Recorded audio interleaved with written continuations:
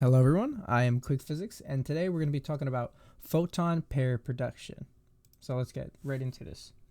So we're given a photon. A photon is created.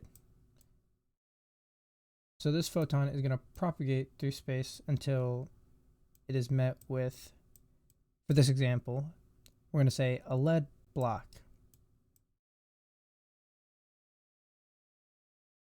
Like my little drawing.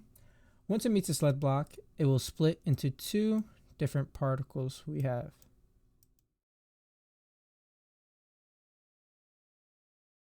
One of the particles will be a positron,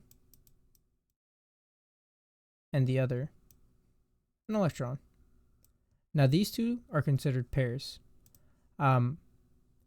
They're practically the same in every single factor except for one, and that's their charge. So it may be obvious, but a positron has a positive charge, an electron, and a negative charge. Sorry.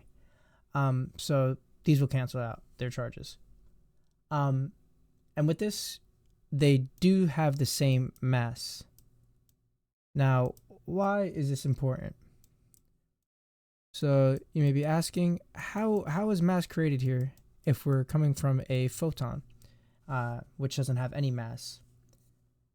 So if we use Einstein's mass energy equivalence equation, which I'm sure a majority of you guys watching might know, E equals mc squared, we could input two masses, so we're just going to do E equals 2 mc squared here. If we input the two masses into the equation, we will have E equals 2 times 9.11 times 10 to the negative 31 times 3, excuse my handwriting, 3.00 times 10 to the 8th squared.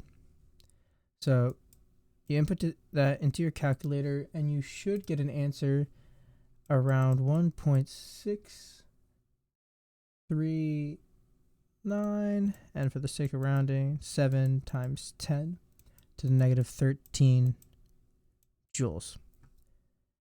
Now, since we're talking about a photon here, we know that the equation for its energy is the Planck constant times its frequency. So the energy in mega electron volts, if we convert that to this amount to mega electrons volt, we'll get 1.022 mega electron volts. So what does this mean? A photon going through space must have this amount of energy to produce these two particles. Now, what type of photon has this type of energy? The only type of photon that has this type of energy is a gamma ray photon. So we'll go back through the process one more time, and now that you know, maybe you have a better understanding. So our proton is created. Our gamma ray proton is, our gamma ray photon is created, propagates through space, goes through a lead, and then it splits into the pair. Here we have a positron and our electron, and that's practically the entire concept.